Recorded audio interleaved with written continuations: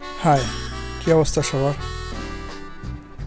আজকে ঢাকা থেকে ফরিদপুর যাওয়ার উদ্দেশ্যে রওনা হলাম এবং মাওয়া মাওয়ার মধ্যে যখন পৌঁছাইলাম তখন দেখলাম আকাশে প্রচুর মেঘ হয়েছে এবং চারিদিকে কেমন যেন অন্ধকার হয়ে আসছে।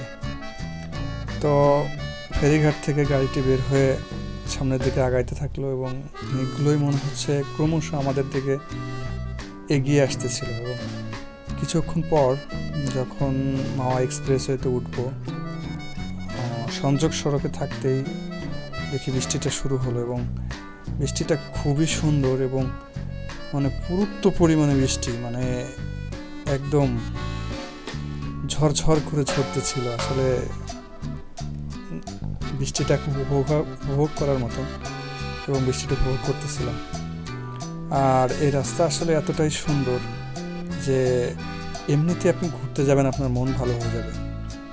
বাংলাদেশের ভিতরে যদি সুন্দর কোনো রাস্তা থেকে থাকে, এর থেকে আরও বেশি সুন্দর রাস্তা আমার মনে হয় না যে হয়।